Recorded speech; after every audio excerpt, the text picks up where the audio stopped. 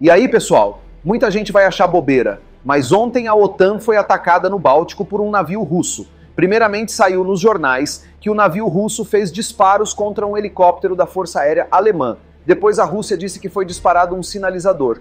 Não se sabe ao certo o que foi lançado contra o helicóptero pertencente à OTAN, mas o fato concreto é que gasodutos que levam gás para a Europa estão sendo destruídos em vários pontos do Báltico e esses ataques estão sendo atribuídos à Rússia. Muita gente diz que são países da própria OTAN fazendo isso para justificar um ataque aos russos, mas o que realmente importa é que a Marinha e Força Aérea Russa está se estranhando com as forças aérea e marítima da OTAN. E nesse estágio das tensões, uma faísca que um acertar no outro vai levar o mundo para o buraco.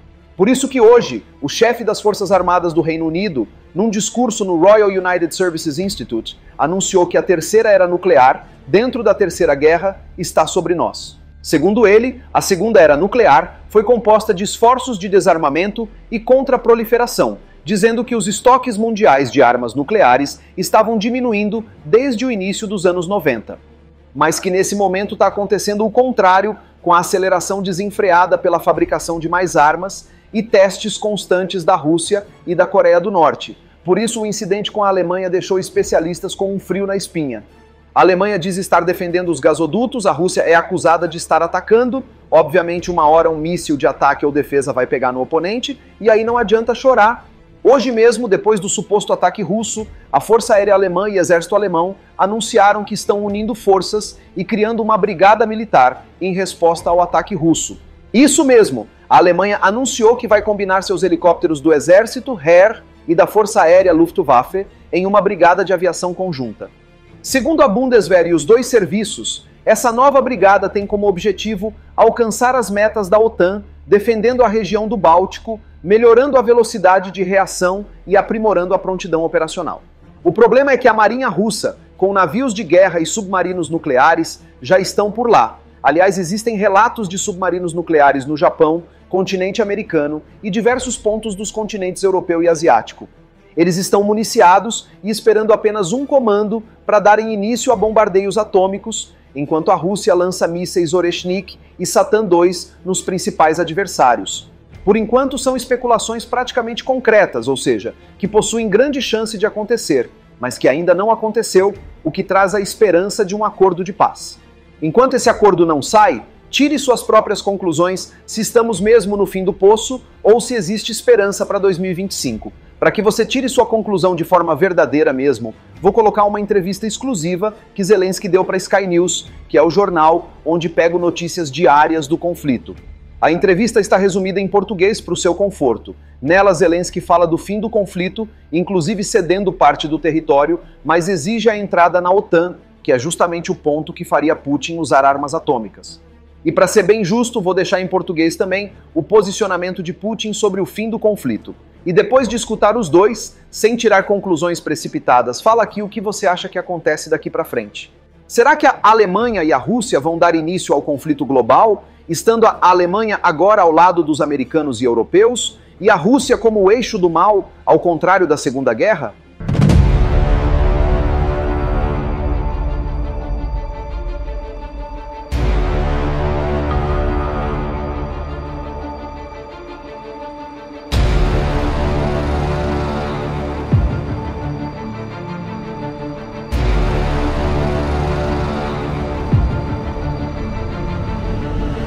Mas antes de continuar esse vídeo, se você ainda não é inscrito, não perca tempo, se inscreva aqui.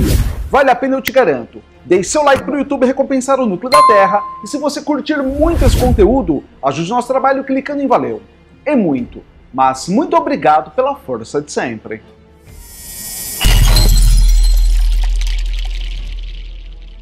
Senhor Presidente, obrigado por falar com a Sky News. Estou aqui há cerca de 3 semanas. Mas acompanho este conflito desde o início, em 2014. Para ser honesto, me parece que estamos em um momento muito crítico no campo de batalha. Suas tropas dizem que não há soldados suficientes e que a moral na linha de frente está baixa. Senhor Presidente, há risco de perder este conflito? Antes de tudo, muito obrigado pelo convite. Isso é muito importante para que a mídia não perca o foco na Ucrânia. É crucial que o mundo entenda o que está acontecendo aqui, especialmente no Reino Unido e nos Estados Unidos, que são nossos parceiros mais importantes, juntamente com os parceiros da União Europeia. Sobre a moral das nossas tropas é um tema difícil de discutir, porque depende de muitas questões diferentes. Sim, é um conflito prolongado, o que naturalmente deixa algumas pessoas cansadas. Algumas pessoas odeiam os russos profundamente, especialmente porque perderam suas famílias, suas casas foram destruídas e suas vidas arruinadas. Isso é compreensível. Você perguntou se temo perder o conflito. Desde o início dessa escalada, há quase 3 anos, muitos no mundo acreditavam que perderíamos. É importante ser honesto. Naquele momento não tínhamos um grande apoio real, não estávamos armados como os russos, nem tínhamos um exército tão numeroso. Mas tínhamos algo importante, nossa atitude, nossa resiliência. A arma mais importante que temos são as nossas pessoas. O que mais temo é perder nosso povo, porque tudo neste conflito é pela independência das pessoas, não apenas pela terra. Sem as pessoas não há nação, e sem nação não há identidade. Então, se temo algo é perder a unidade e a força do nosso povo. O senhor acredita que estamos chegando a um ponto em que a unidade mundial em apoio à Ucrânia está sendo perdida? Não acho que estamos muito próximos disso, mas há coisas perigosas acontecendo. Palavras usadas por Putin, por exemplo, para aumentar a tensão, podem ser problemáticas. Algumas lideranças mundiais têm medo, e isso enfraquece a unidade na Europa e no mundo. Putin sente isso como um animal. Ele sente fraqueza, e isso o incentiva a continuar. O senhor mencionou que outros líderes ainda conversam com Putin. Isso é útil ou prejudicial? Acabei de falar com o chanceler alemão há 1 hora. A Alemanha nos apoia muito, especialmente em termos militares. No entanto, eu disse a ele que não apoio a ideia de abrir um diálogo com Putin. Isso pode abrir uma caixa de Pandora, incentivando outros líderes a buscar protagonismo político em vez de resolver a situação. Putin não mudou sua visão. Ele ainda acredita que a Ucrânia faz parte da Rússia e quer destruir tudo o que simboliza a independência ucraniana. Ele é como Hitler, com a mesma ideia de uma única nação dominando o mundo. É por isso que acredito que negociar com ele só faz sentido quando estivermos em uma posição de força. E Donald Trump, o senhor acredita que pode trabalhar com ele? Precisamos trabalhar com qualquer presidente dos Estados Unidos, pois eles são nossos maiores apoiadores. Queremos manter o apoio bipartidário. Já conversamos em setembro em Nova York e foi um encontro construtivo, mas precisamos discutir mais detalhes diretamente com ele. Há relatos de que a Ucrânia pode entrar na OTAN enquanto cede os territórios atualmente ocupados pela Rússia. Ninguém nos ofereceu algo assim oficialmente. Para nós, é crucial que qualquer convite para a OTAN inclua todo o território da Ucrânia dentro de suas fronteiras internacionalmente reconhecidas. Ceder territórios seria inconstitucional e inaceitável. O senhor mencionou que precisa de mais equipamentos militares. Isso resolveria o problema de falta de soldados? Precisamos equipar nossas brigadas. Sem equipamentos adequados, não podemos mobilizar mais pessoas para lutar efetivamente. Pedimos ajuda aos nossos parceiros há mais de 1 ano, mas ainda estamos esperando por muitos dos equipamentos necessários. Então, o senhor acredita que o maior problema é a falta de armas? Sim, somos gratos pelo apoio que recebemos, mas não é suficiente. Precisamos de mais defesas aéreas, aviões e armas de longo alcance para enfrentar os russos adequadamente. Ele não está pronto para acabar com o conflito. Para ele, conversar é apenas uma forma de mostrar que não está isolado. Só será possível negociar quando estivermos em uma posição de força. Acredito que com pressão suficiente de líderes como Trump, da União Europeia e com uma Ucrânia fortalecida, Podemos alcançar um acordo em 2025, mas isso depende da vontade política de todos os envolvidos. Senhor presidente, há muitos relatos na mídia americana sobre potenciais cenários que Donald Trump poderia considerar para resolver o conflito. Podemos analisar alguns deles para saber sua opinião? Um dos cenários é que os Estados Unidos continuariam com a ajuda militar, mas a Ucrânia participaria de negociações de cessar-fogo, adiando indefinidamente os planos de entrar na OTAN. O que o senhor acha disso? Antes de mais nada, é importante entender que a mídia apresentará muitos planos diferentes.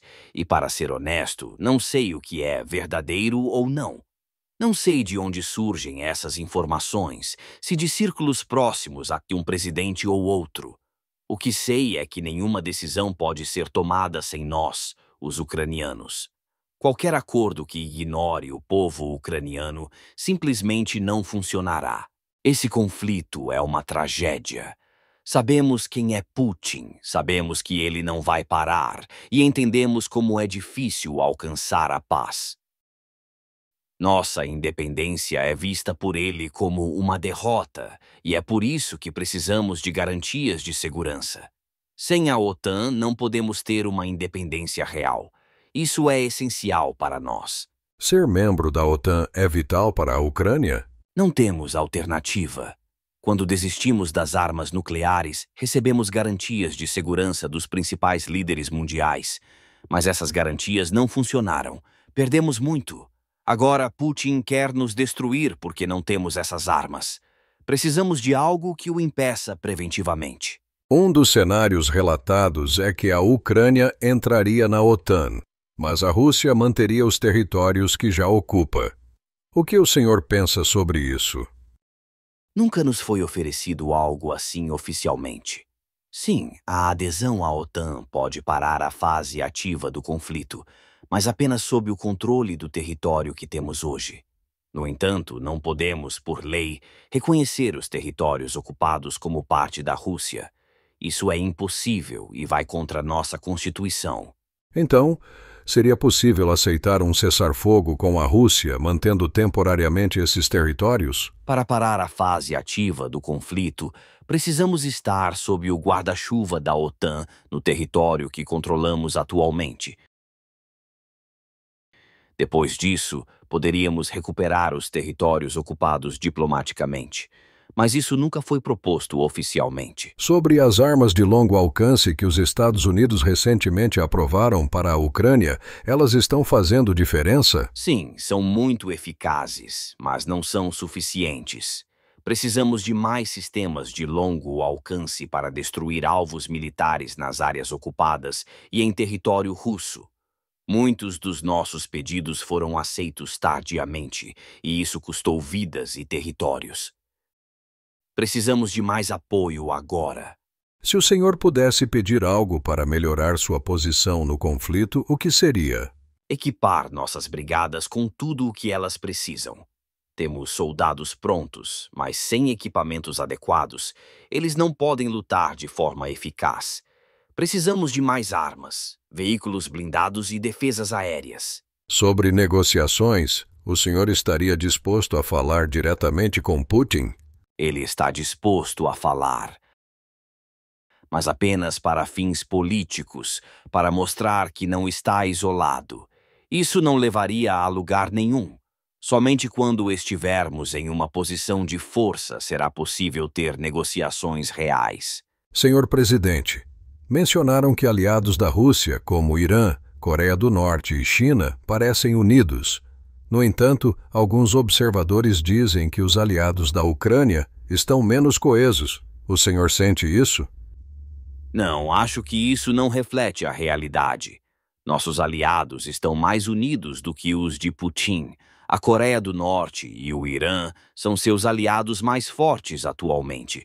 O Irã forneceu armas e licenças para fábricas militares, enquanto a Coreia do Norte enviou 12.000 soldados. Eles têm interesses comuns, como no Oriente Médio e na Síria. A China é mais ambígua. Embora não demonstre publicamente ser uma aliada de Putin, suas ações bilaterais mostram proximidade, como o fornecimento de drones e outros itens. No entanto, eles não forneceram armas diretamente, o que é uma diferença importante. Alguns líderes, como Donald Tusk, da Polônia, dizem que estamos em um período pré-guerra mundial. Outros afirmam que já estamos vivendo uma guerra mundial, com a Ucrânia como palco. O que o senhor acha? Eu acredito que a Europa já está em uma guerra. Temos uma chance histórica de impedir que a Rússia divida a Europa ou ataque um país da OTAN. Tudo depende da Ucrânia. Se conseguirmos deter Putin aqui, evitaremos um conflito maior. Ele não tem forças para continuar, mas o mundo precisa ser mais forte do que a Rússia. Senhor presidente, muitas famílias ucranianas perderam entes queridos. Existe a sensação de que todo esse sacrifício pode ser em vão?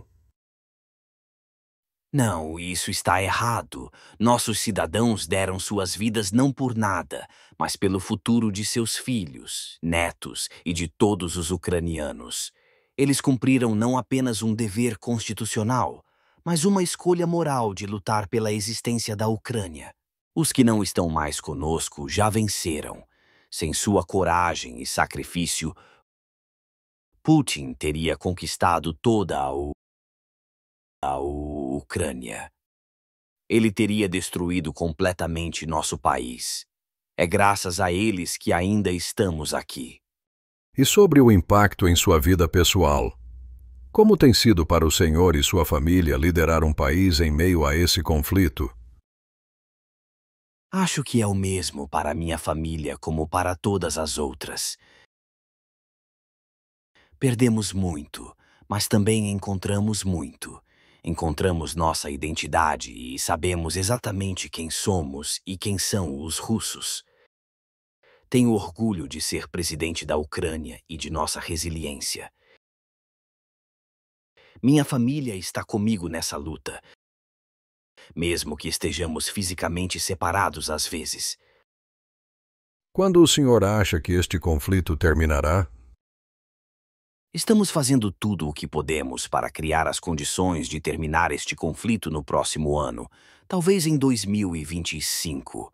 Isso exigirá uma forte pressão de Trump, da União Europeia e, claro, da Ucrânia, como parte central desse esforço. Podemos conseguir, mas depende da vontade política e das decisões de líderes mundiais. Presidente Zelensky, o que poderia surgir da sua sugestão de adesão à OTAN em troca de concessões territoriais? O senhor mencionou que nenhum convite oficial foi feito para integrar a aliança. Isso seria possível? Deixe-me esclarecer. Não recebemos nenhuma oferta formal para aderir à OTAN em tais condições. No entanto, sugerimos um caminho para alcançar a paz. Este ano será crucial. Estamos perdendo vidas e sofrendo danos imensos ao nosso país. O mais importante agora é garantir a sobrevivência da nossa nação e do nosso povo.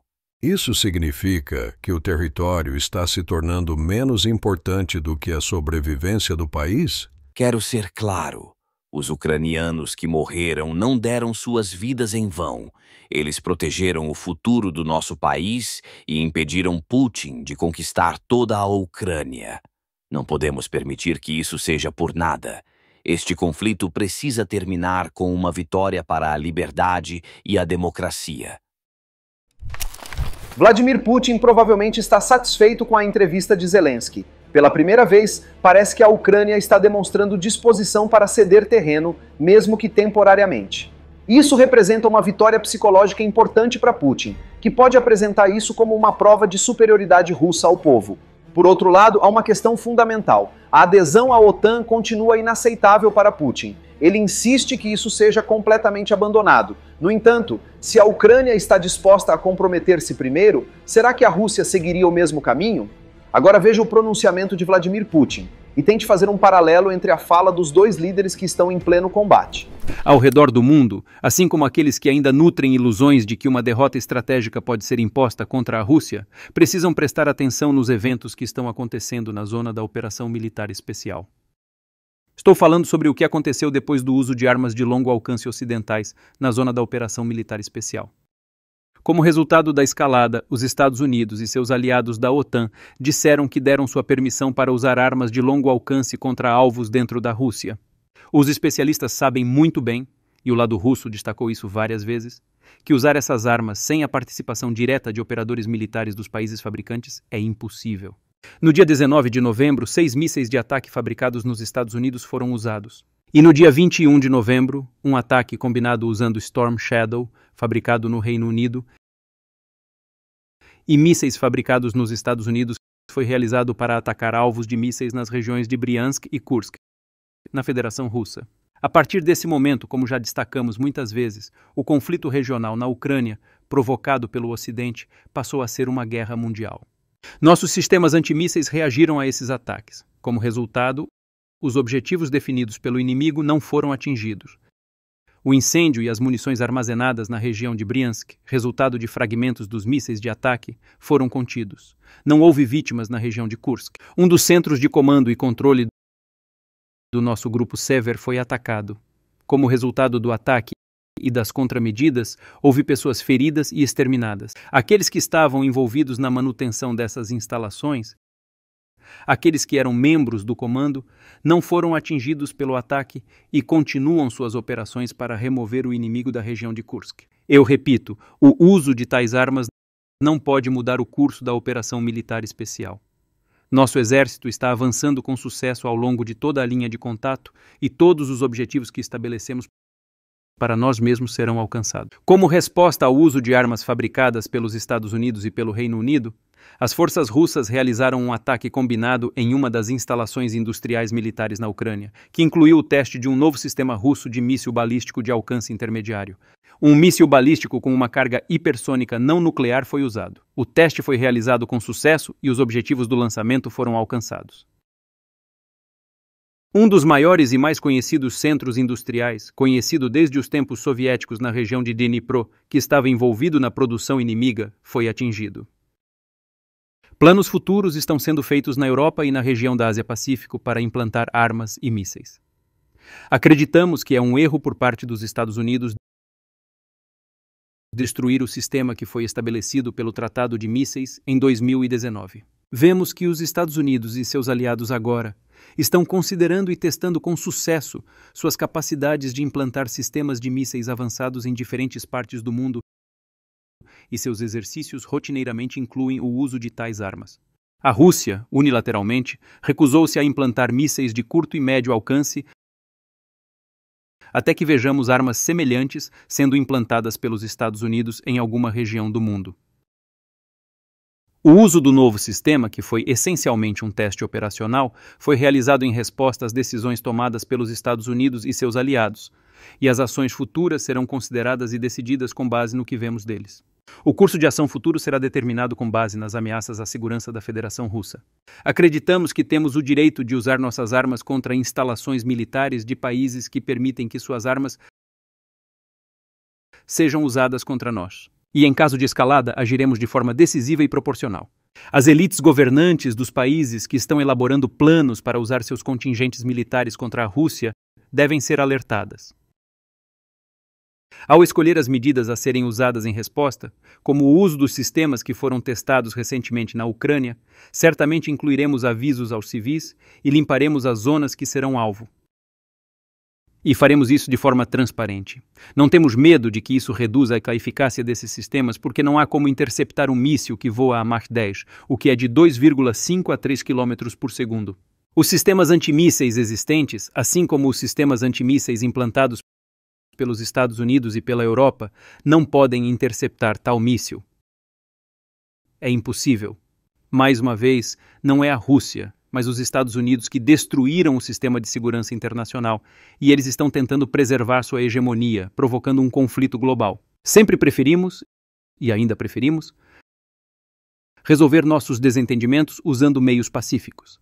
Mas estamos preparados para qualquer cenário. E se alguém tiver dúvidas, não deveria ter. Sempre haverá uma resposta.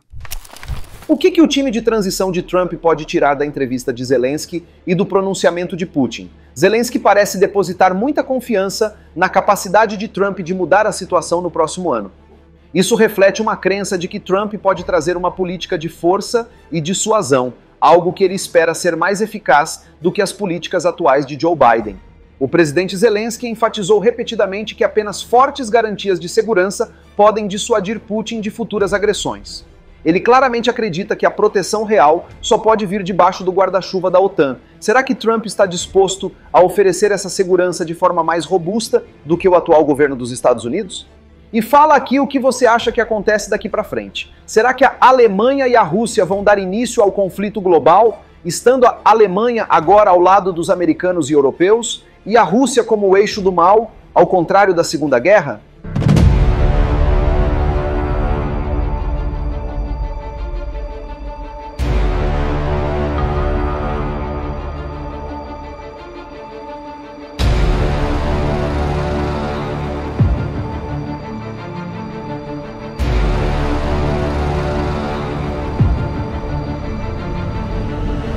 Muito obrigado por chegar ao final de mais um vídeo. Você é demais e eu te agradeço muito por isso. E se você ainda não é inscrito, não perca tempo, se inscreva aqui. Vale a pena, eu te garanto. Deixe seu like para o YouTube recompensar o núcleo da Terra. E se você curtir muito esse conteúdo, ajude nosso trabalho clicando em valeu. É muito, mas muito obrigado pela força de sempre. E a gente se vê na próxima matéria. Valeu!